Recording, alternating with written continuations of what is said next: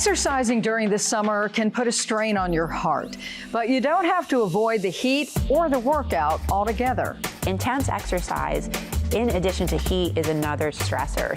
Our expert breaks down the ways to safely get your heart pumping in the heat. Plus, listen to your body, the red flags to watch out for when it comes to heat exhaustion and heat stroke.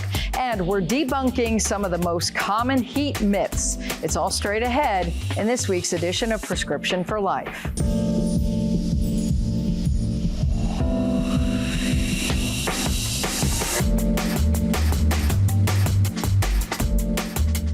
Hello, and thank you for joining us. I'm Monica Robbins. Many of us look forward to summertime, a time where we can spend more time outdoors. It also means more hot days, and being active outdoors during warm days can be more challenging. We're looking at ways to exercise during the summer months safely and the precautions you need to take. Our Charlotte station's Ben Thompson connects the dots. You may want to think twice before exercising outdoors in this heat. Let's connect the dots. Deciding when it's safe to still lace up the sneakers and work out is more complicated than you might think. According to the Washington Post, the consequences of a too hot workout can range from feeling thirsty to even death.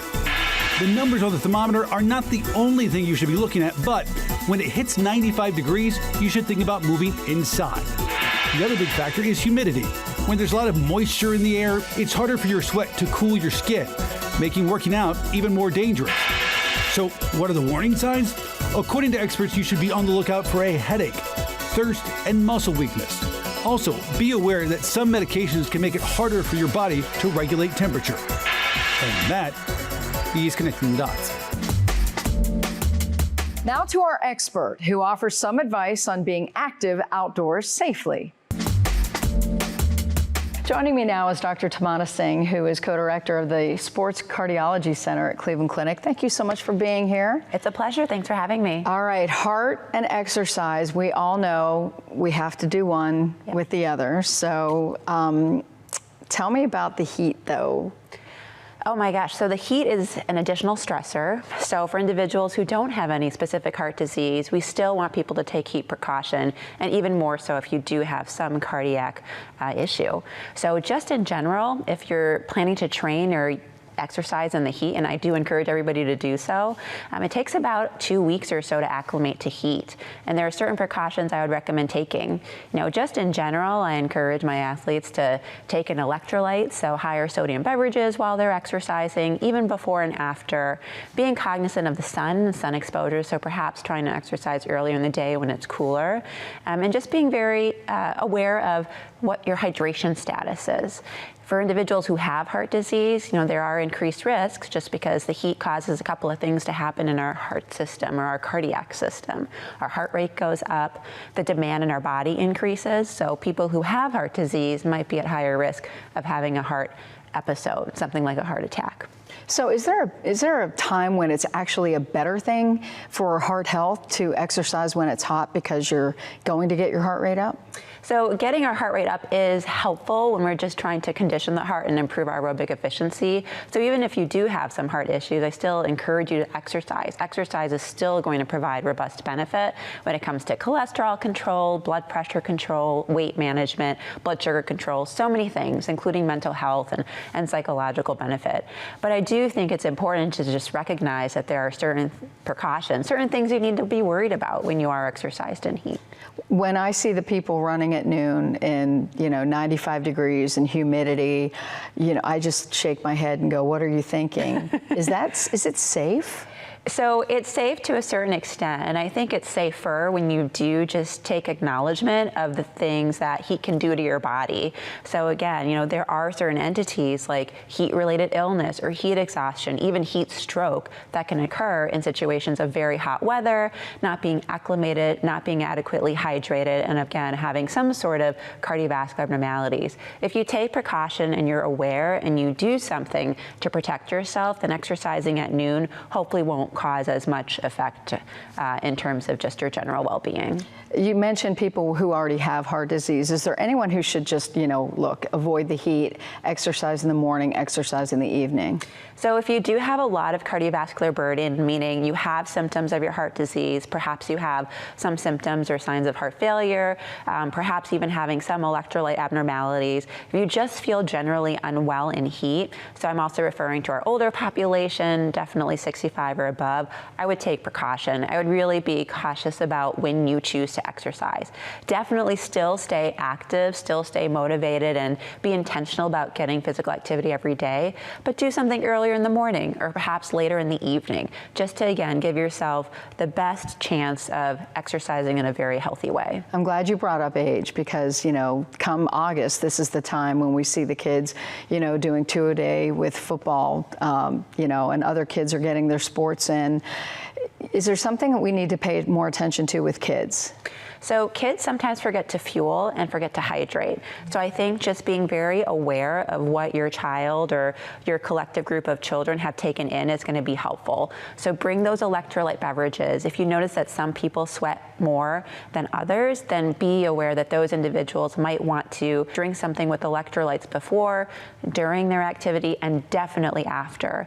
Be aware also of signs that someone might be suffering from heat-related exhaustion. So sometimes some people feel really lightheaded, feel nauseous. Sometimes people have headaches, and then worse, sometimes some people just have some altered mental status, meaning they're confused, they are a little bit irritable, or they do pass out. If any of those red flags occur, that's when you really want to make sure you get in touch with someone who's on the field, on the court, a healthcare provider who can emergently contact help for you. Do you find that a lot of people don't take the heat or the sun as seriously as they probably should? I think so, especially now in a day of global warming and climate change. We're actually going to be seeing more hot days. I think the statistic is somewhere about 70 to 90 days of a year are going to start to feel like 90 degrees or higher. So this is now going to be a reality for many of us, even if we were actually used to having more temperate summers. And so with that in mind, I think people are just not aware, perhaps not bearing in mind that they should be cautious about heat. And sometimes you go outside planning to be out for like 5 or 10 minutes, and you don't even think twice about, maybe I should put on a UV protected shirt, or maybe I should bring a bottle of electrolytes with me. And you end up being outside for 30 to 60 minutes. I think in those situations, again, just being prepared is going to serve you the best. You've mentioned electrolytes several times, and I'm not hearing as much about water. Is water not as good when we're talking about the extreme heat? Yeah, so water typically just runs right through you. Electrolytes like sodium specifically actually help you retain water. So if you think about a salty meal, that's typically something that causes a lot of my athlete patients to feel a little bloated the next day, because salt loves water. It keeps you hydrated, it keeps your plasma volume or your blood volume high. So whenever you're thinking about how to prepare for heat, I really would say if you're someone who sweats a lot, or if you're someone who notices that salt crystals are on your body when you're out in the heat for a long time, you really want to be getting sodium above even a gram or 1,500 milligrams. There are sweat rate calculators out there that can help you get an estimate of how much sodium you should actually take in. And those are also situations where I tell my salty sweaters, my athletes who feel drenched even after 10 to 15 minutes of exercise, the night before a game or the morning before a hard run, make sure you take in about 16 ounces of electrolytes, have them with you during your run, and make sure that you replete those electrolytes after.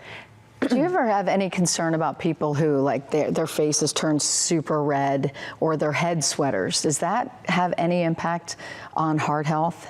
So I think for me, that just indicates that that individual is someone who might be at slightly higher risk of heat exhaustion or some heat-related symptom. And I would again counsel them to use some of those tools that we've discussed to make sure that they're well protected so that they don't have exhaustion, they don't develop heat stroke.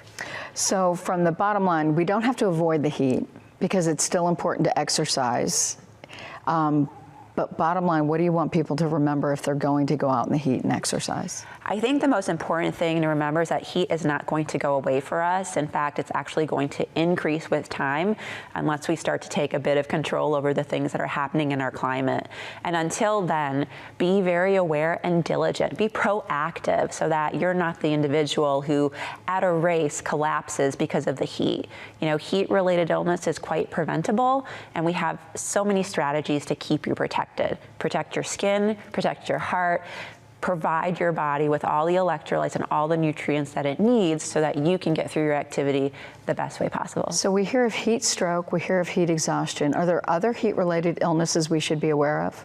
So those are the predominant two, and the big distinguishing factor is that with heat stroke, people actually can have confusion, irritability, pass out, and those are situations that are emergent.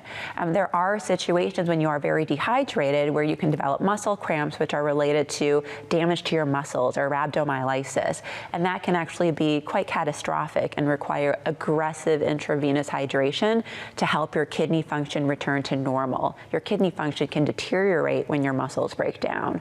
Those are probably some of the more common things that we see when individuals have heat-related issues. So take the heat seriously. Yes, take it seriously. Don't let it hinder your movement. You know, I don't want to elicit fear here, but I really do want people to be aware that heat can cause havoc, but you can also safely exercise in the heat. And I think most people know whether or not they like to exercise in the heat or not, but don't push yourself if you're not one of those people. Of course, even if there's a day where you feel like you've adequately hydrated, you've gotten your electrolytes, you've fueled for your run, for example, if you go out on a run and you notice that your heart rate is much higher than usual on that particular day, you notice that you're sweating a little more, perhaps you're getting a headache, you feel lightheaded, you're nauseous, call it quits. It's better to be safe than sorry, particularly if you're exercising alone and there's no one there to help you if something happens. Is there ever a time you should have that warning sign that goes off in your head that maybe I should go in and get my heart checked?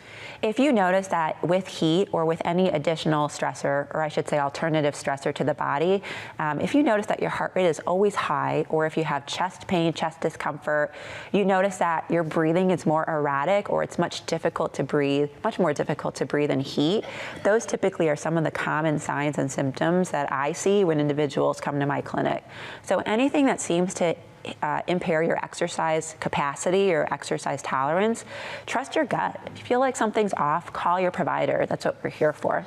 Do you find that there's a possibility that intense exercise, especially when you're dealing with heat, can show that somebody might have a heart condition that otherwise in more normal weather may not have discovered? Oh, certainly. I mean, a lot of athletes, a lot of active people really don't think that anything is going on with their heart because they're active, they might eat healthier than the average individual, and they, at regular bouts of exercise, don't feel anything. So it is oftentimes the intense exercise that brings people to my clinic.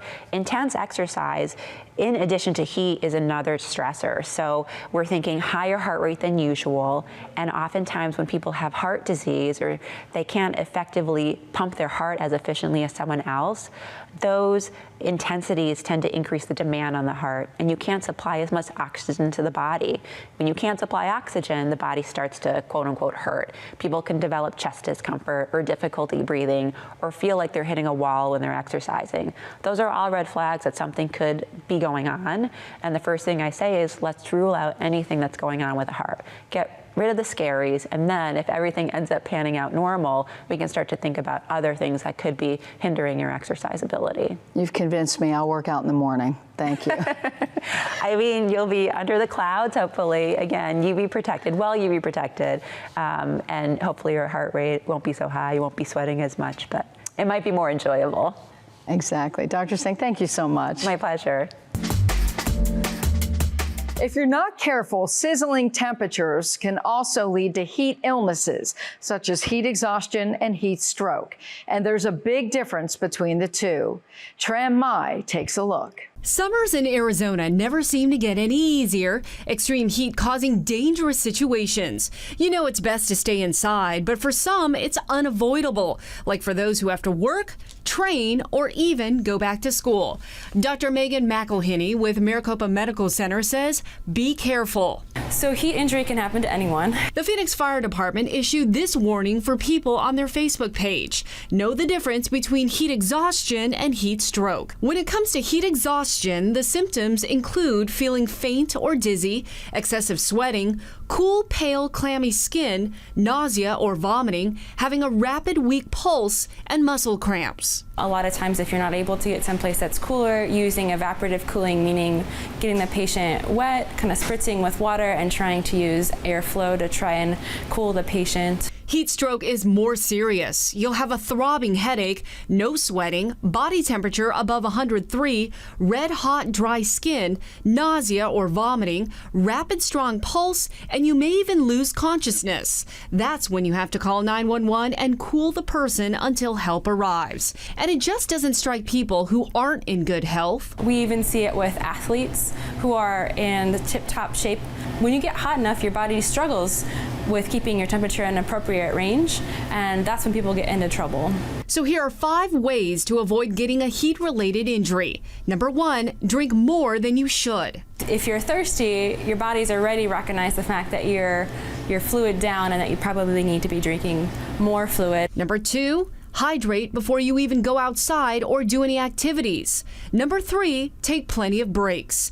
Number 4, if you want to exercise outside, do it when it's cooler, early in the morning or evening. And number 5, drink something with electrolytes. Anyone who does strenuous activities outside, either for sport or for work, always recommend some electrolyte replacement.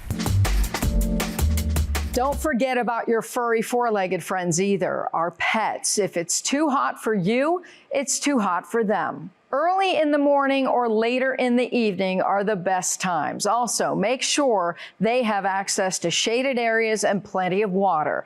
Experts say it's important to keep an eye on your pet's body language. Dog's tongue may be this long, but sometimes it's going to be this long when they're really hot and they're just trying to cool down.